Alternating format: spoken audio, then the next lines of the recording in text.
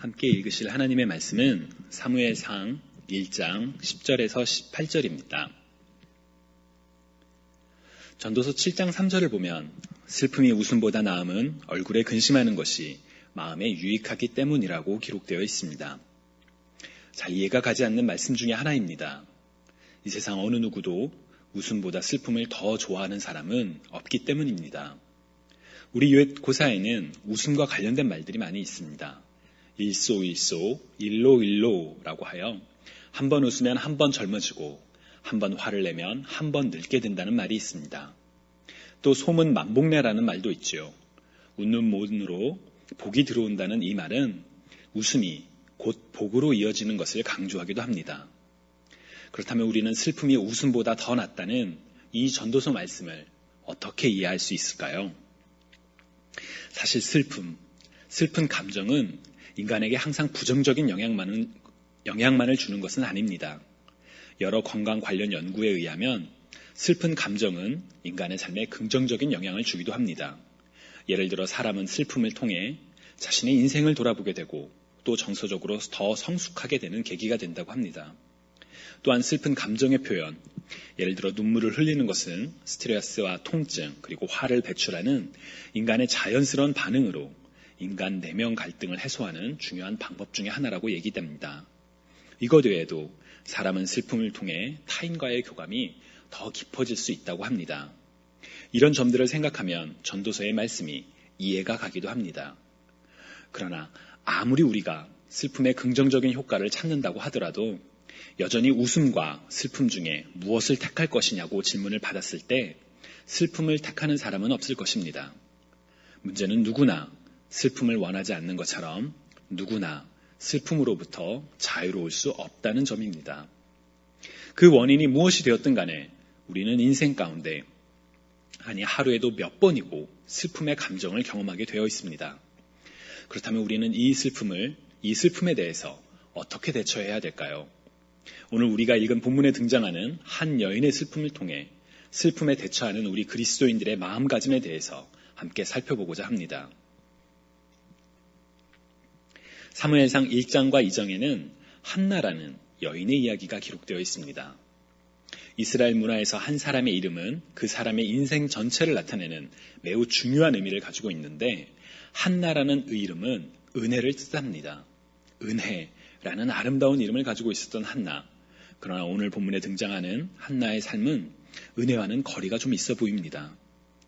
사무엘상 1장 4절과 5절을 보면 한나는 남편으로부터 사랑을 받았던 여인이었습니다. 엘가나가 제사를 드리는 날에는 제물의 분깃을 그의 아내 분인나와 그의 모든 자녀에게 주고 한나에게는 갑절을 주니 이는 그를 사랑함이라고 기록되어 있기 때문입니다. 그러나 그 남편의 사랑으로도 해결할 수 없는 큰 어려움이 하나 있었는데 그것은 바로 아이를 갖지 못했다는 점이었습니다. 오늘날에도 불임은 아이를 갖기 원하는 가족에게 극심한 고통을 가져다주는 문제입니다. 그러나 다산이 곧 축복이라고 인식되었던 고대 사회에서의 불임은 오늘날에 비해 훨씬 더 개인과 가족 모두에게 매우 큰 슬픔과 고통을 주는 문제였습니다.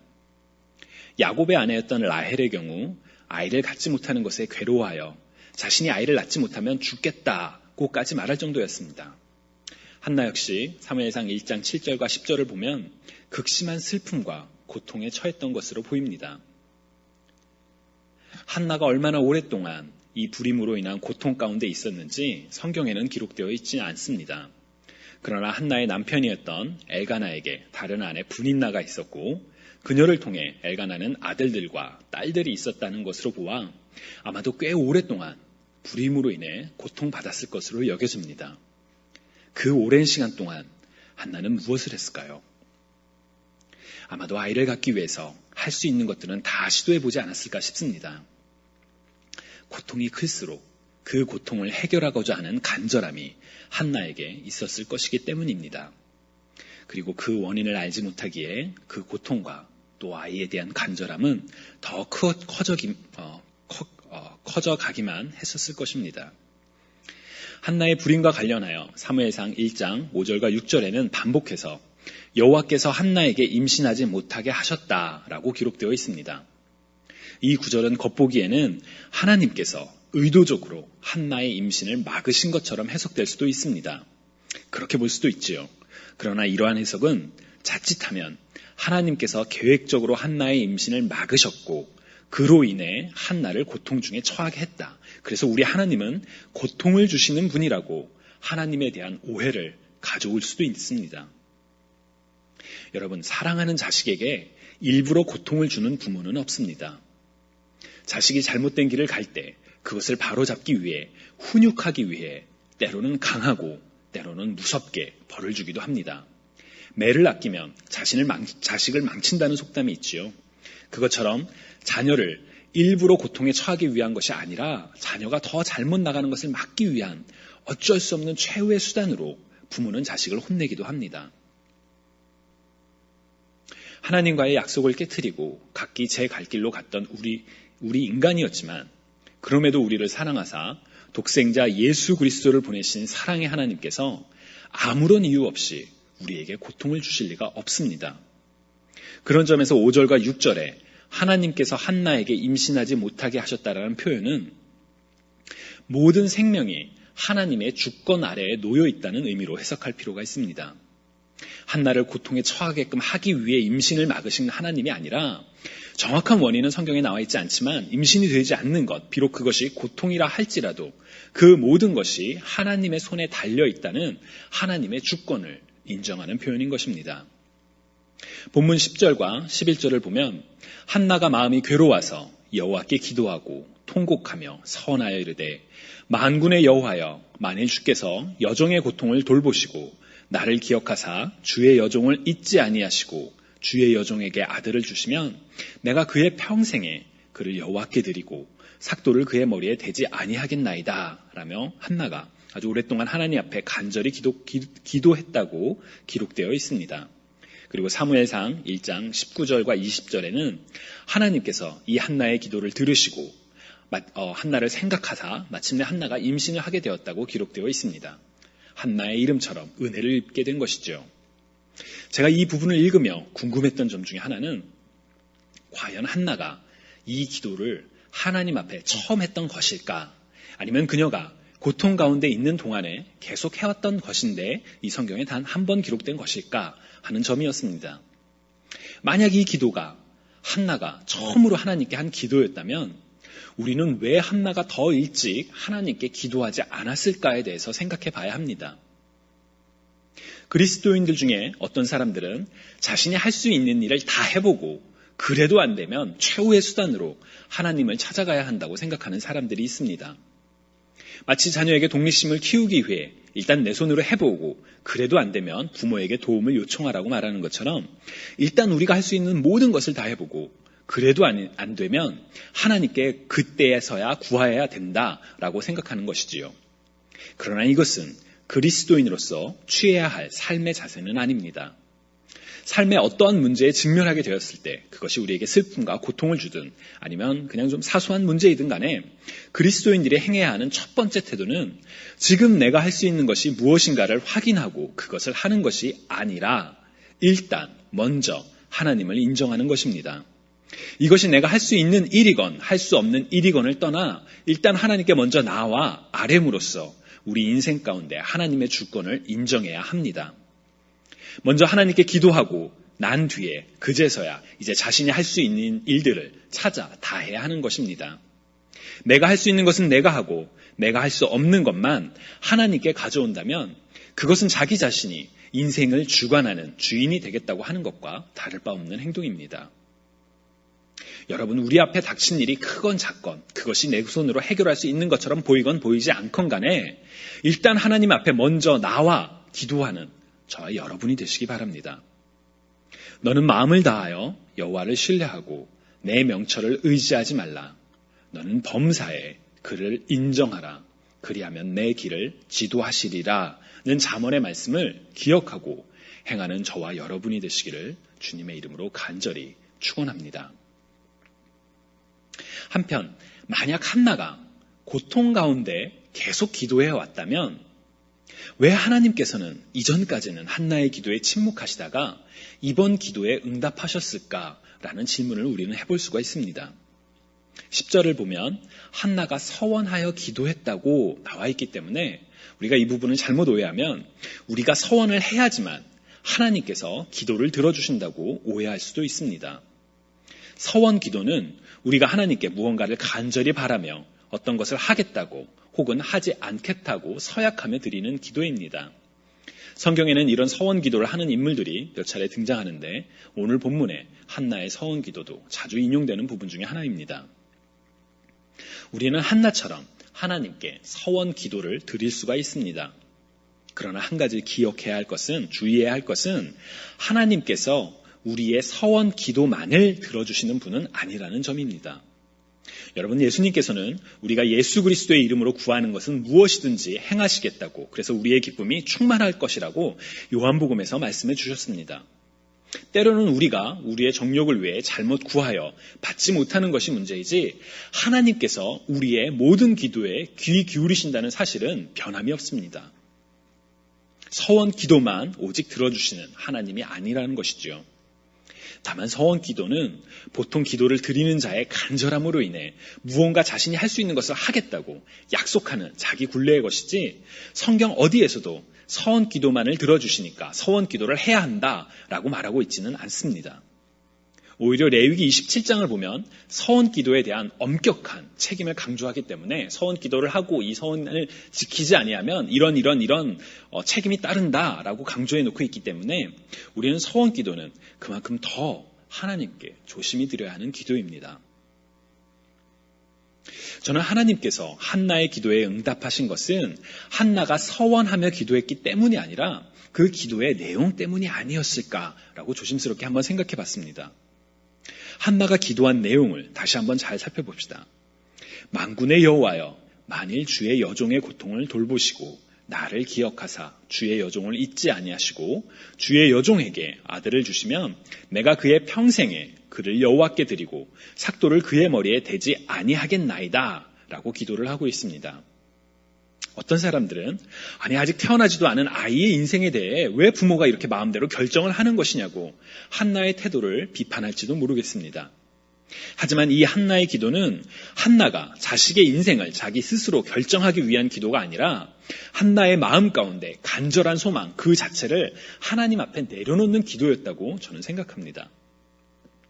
아까도 말씀드렸지만 다산과 풍요를 중시했던 고대 사회에서 불임은 저주 그 자체였습니다. 아이를 가져야지만, 그것도 사내 아이를 출산해야지만 가문을 이어나가고 자손대대로 이어지는 축복을 받는다고 사람들은 믿어왔습니다. 한나가 아이를 바랬던 마음속에는 단순히 아이에 대한 사랑 이상의 복잡한 기대와 바램이 너무나도 당연히 있었을 것이고 그녀가 불임으로 인해 고통당하면 당할수록 그 기간이 길어지면 길어질수록 마음 가운데 그 여러 가지 바램과 기대가 커져갔을 것입니다. 그 오랜 불임의 고통으로 인한 고통 끝에 아이가 태어나면 얼마나 한나에게 큰 기쁨과 행복이 되었을까요? 말 그대로 그 아이는 한나에게 있어 복의 근원과도 같았을 것이며 그녀 자신에게도 나는 더 이상 아이를 갖지 못하는 여자가 아니라 아이를 출산할 수 있는 여자입니다.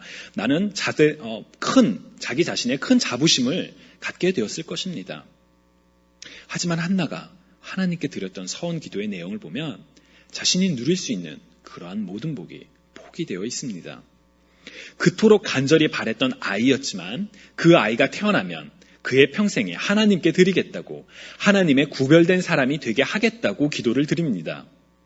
자기의 복이 되는 아이가 아니라 하나님께 드림받은 삶을 살게 하겠다는 것입니다. 그리고 사무엘상 1장 22절을 보면 한나는 아이가 태어난 후 아이가 젖을 떼자마자 여호와 앞에 보이고 성전에서 거하도록 아이들을 보내게 됩니다. 한나 스스로 약속한 서원 기도 그대로 행한 것이지요. 여러분, 우리 자신이 한번 한나라고, 우리가 한나가 되었다고 한번 상상을 해봅시다.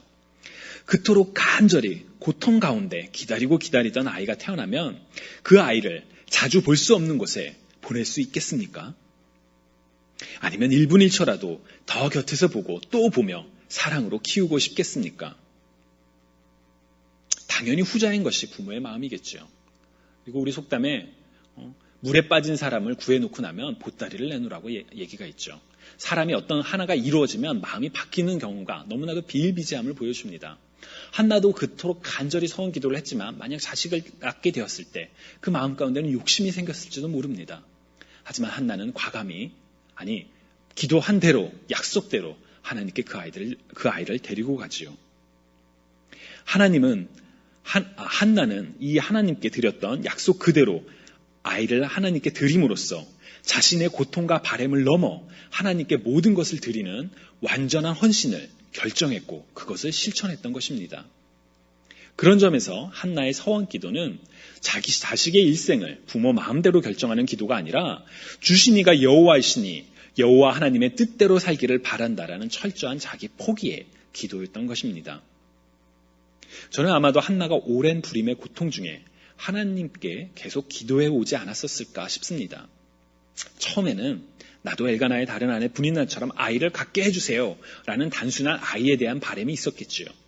하지만 고통이 길어지고 기도가 반복되면서 그 슬픔이 그 마음을 누르면서 서서히 기도의 내용이 변하기 시작하지 않았을까요? 처음에는 저도 아이를 갖고 싶습니다. 저도 아이의 엄마가 되고 싶습니다. 라는 기도 제목에서 이제 점점 그 마음이 내려져서 하나님의 주권을 온전히 인정하고 아이를 갖지 못하는 것, 아이를 갖는 것 모두 하나님께 달린 일입니다. 라고 인정하고 하나님 앞에 자기 자신의 바램을 내가 아이를 가져도 이 아이를 하나님께 드리겠습니다. 라고 완전히 내려놓는 기도가 된 것이 아닐까요? 그 기도가, 만약 그랬다면 그 기도가 바로 오늘 본문에 기록된 한나의 기도이고 18절에 기록된 것처럼 마침내 참된 마음의 평안을 얻었습니다. 하나님께서는 그 한나의 기도를 들으셨고 한나를 통해 사무엘이라는 이스라엘 역사에서 매우 중요한 인물을 세우셨습니다. 하나님의 축복은 거기서 멈추지 않았습니다. 사무엘상 2장 21절을 보면 한나는 하나님의 돌보심 가운데 3명의 아들과 2명의 딸을 더 낳는 다산의 축복을 누리게 되었다고 성경은 기록하고 있습니다. 한나는 자신의 이름, 곧 은혜와는 너무나도 먼 것처럼 느껴지는 고통 가운데 슬픔을 겪었습니다.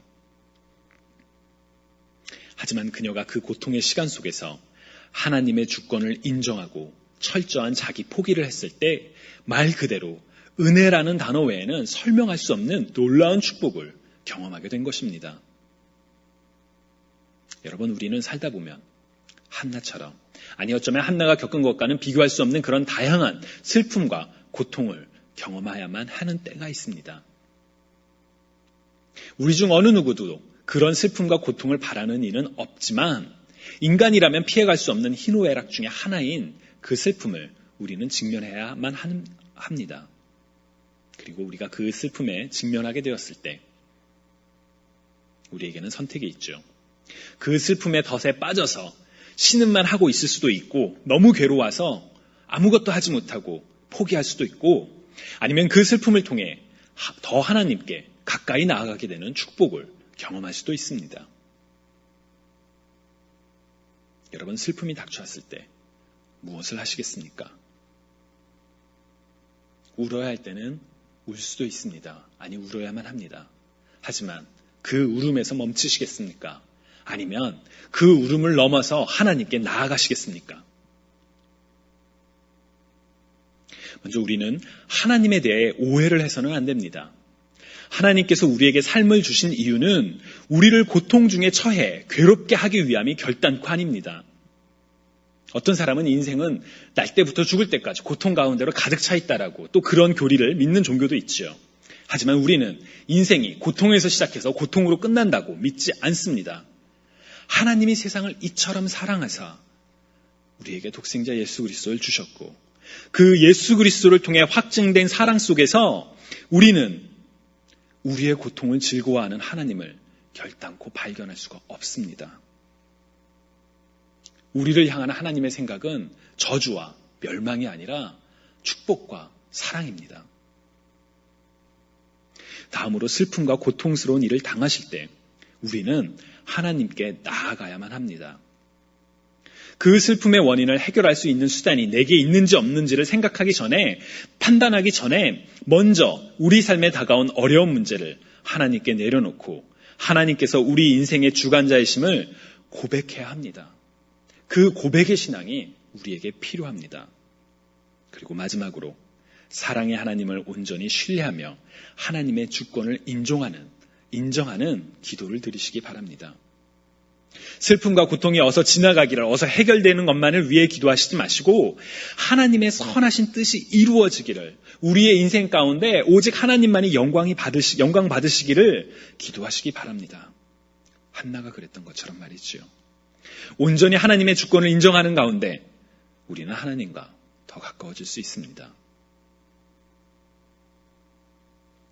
한나의 눈물을, 한나의 슬픔을 기쁨으로, 하나님을 향한 찬양으로 바꾸신 하나님께서 우리의 삶도 감사와 찬양의 인생으로 바꾸실 것입니다. 우리 가운데 놀라운 일을 행하실 하나님을 굳건히 신뢰하며 오늘 하루도 하나님과 동행하는 저와 여러분이 되시기를 주님의 이름으로 간절히 축원합니다.